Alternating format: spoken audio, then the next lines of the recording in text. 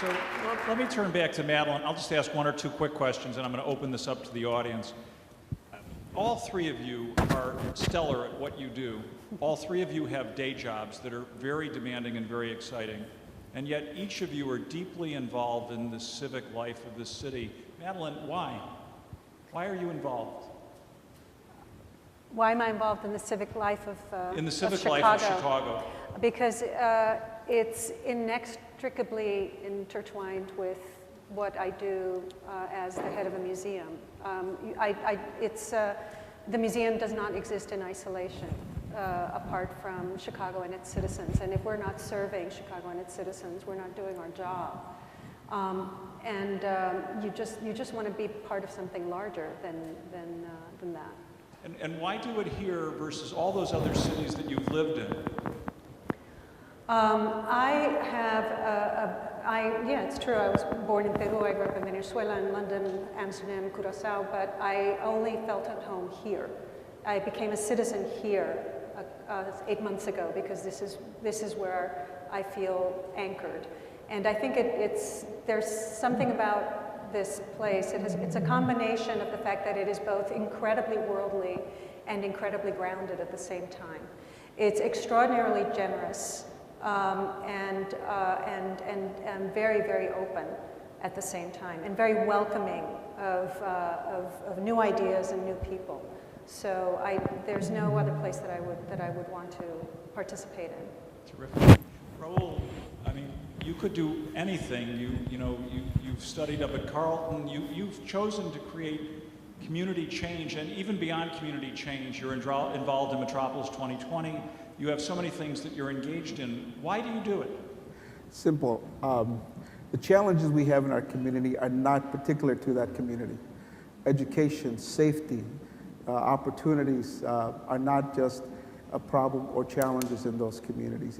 If we're going to address those issues in our community, I got to be involved broadly, if you will, metropolitan-wide, not just citywide, on addressing these issues, because these issues require being involved at state, federal, local level to be able to address these challenges. And I can't do it just by sitting in the community and doing this work.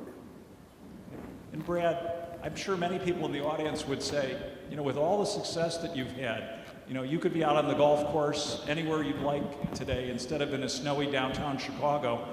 Why do you do it? Why are you so committed to Chicago? I do it because it's fun, most importantly, and it makes me happy. And having a great community is what it's all about, and this is home. So, from my perspective, for those who have been given, our obligation is to give back. And we all have our unique abilities, how to give back.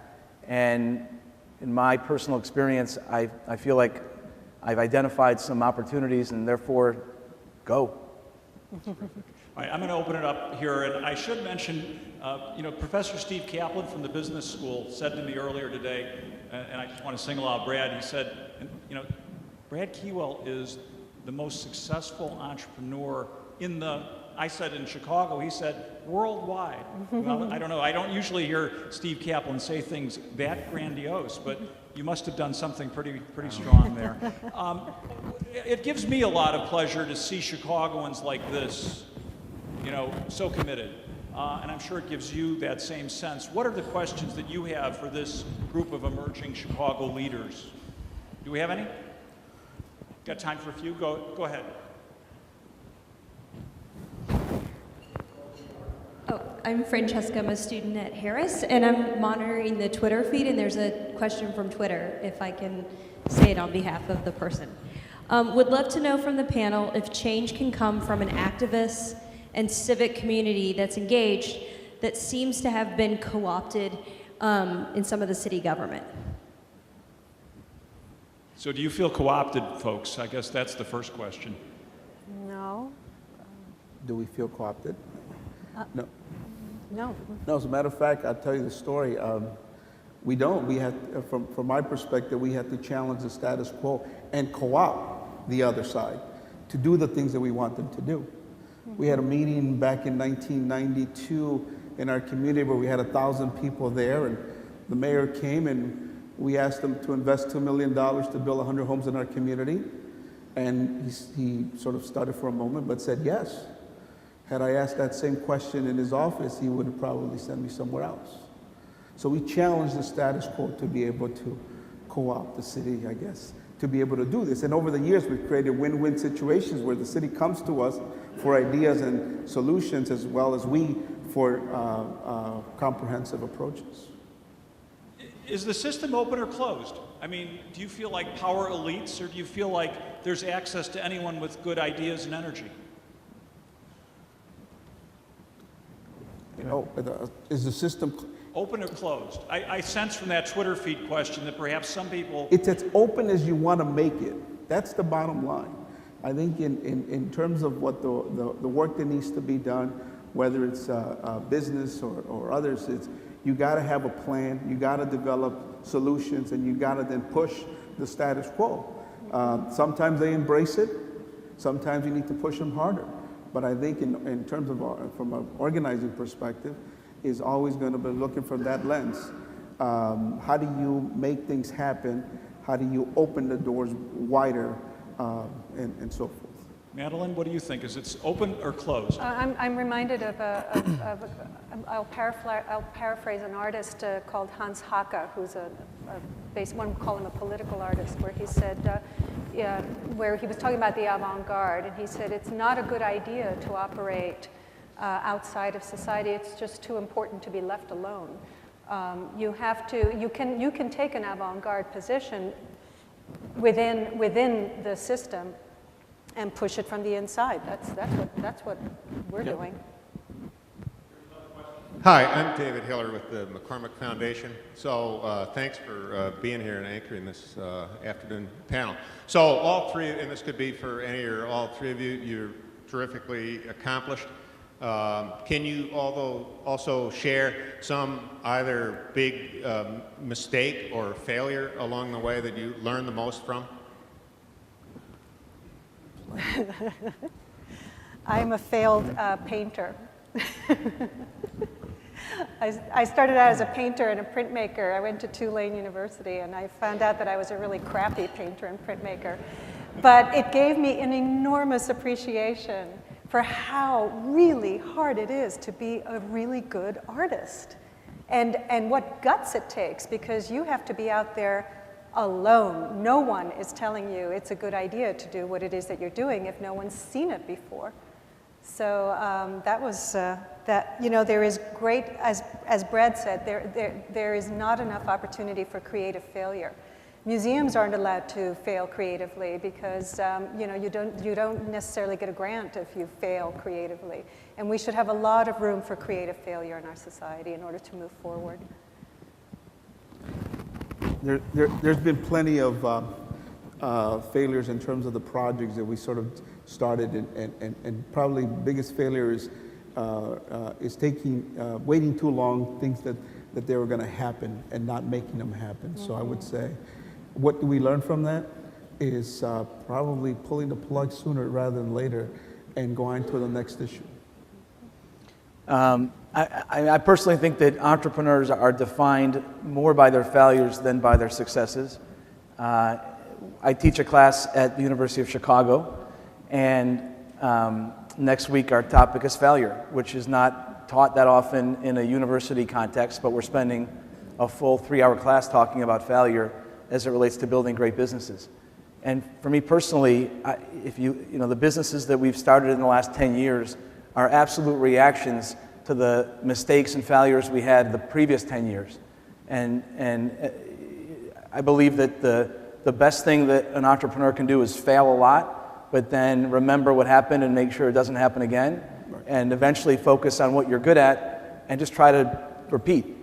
And you know, we have either started or funded 14 businesses in the last 7-8 years, and there's a pattern of things that we have figured out we like because of the things that we're not good at. Yeah, I want two things actually, and one quickly to Brad. I wondered if you could say more about the sort of Chicago-ness that you described. You actually said Groupon couldn't have succeeded out in Silicon Valley, and it did here. And there's something unique about Midwestern values. And I know we say that all the time, but what really do you mean by that?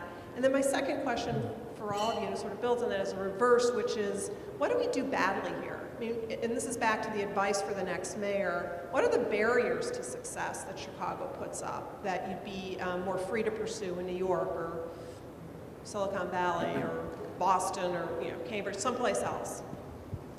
So in terms of what's unique about Chicago for growing a business well and quickly at the same time, before Groupon, we have a business called Echo Global Logistics that before Groupon was the fastest growing business in the Midwest, but Groupon has now eclipsed it.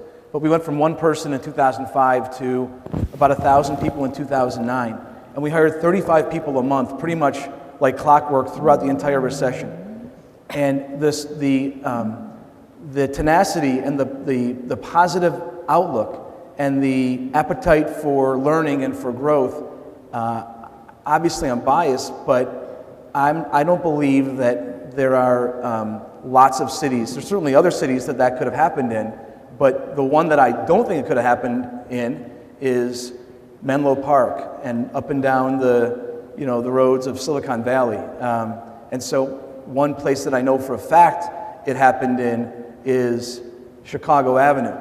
And therefore, if you base your judgment on what you actually see work and you try to rise above idle chatter and idle stereotypes, the definitive facts are that all of us, can think of, launch, and grow phenomenal businesses right here.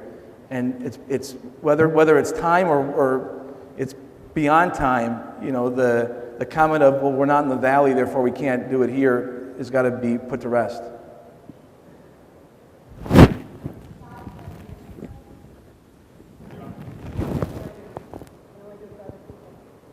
Marilyn, I'm going to wrap it up. I have a question, and part of it comes from knowing 2 of the 3 panelists. When I interviewed Brad earlier this year and listening to Raul, you guys speak about assets, and that's really how you see the world. City assets, community assets. So as opposed to a lot of candidates and what we've heard the last 2 months, where mostly what we hear in the chatter is about deficits.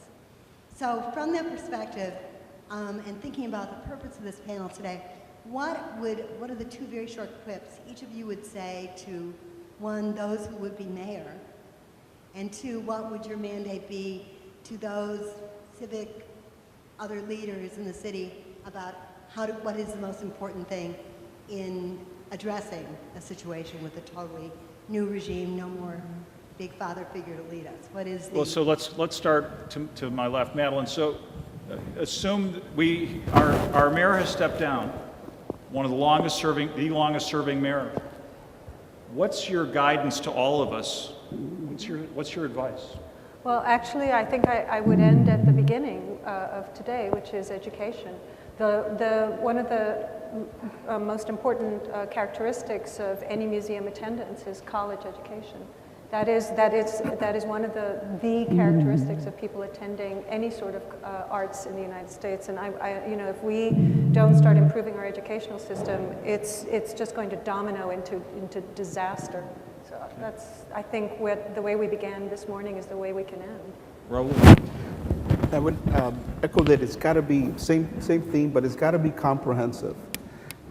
Too often we're focusing on silos, whether it's, again, earlier said public schools or charter schools. And sometimes it's, even when a new school is going to go into the neighborhood, what life is that going to bring to the neighborhood, not just to the 4 walls of the school? And so I would encourage a broader perspective about education beyond the 4 walls of the schools or the textbooks, because it's important to develop the kind of leadership, to get to your point, what do we do as citizens, as residents of the city of Chicago, is follow our self-interest. I mean, we love this city and want to make it better. What's our self-interest? What's your self-interest? And Brad, before you answer, just quickly, I mean, I was going to ask a closing question about if I were that young child looking out at the L, looking out at the future of Chicago, what's the future prospect for a young person growing up in Chicago? If you can close on that, what do you think? I think the future prospect for a young person growing up in Chicago is exceptional. I think that we live in one of the great cities in the world, and I think we have an opportunity, whether it's a new mayor or regardless of the mayor, to define our future through engagement. And whether it's engagement with our museums, with our schools, with the entrepreneurial community, and whether it's speaking up. If we have great ideas, the worst thing we can do is not speak up. And I believe that our obligation, if we have ideas, is to both speak up and pursue them, and if they don't work, great, and if they do work, then each of us can make a huge difference. I think that was well worth staying for some snow to hear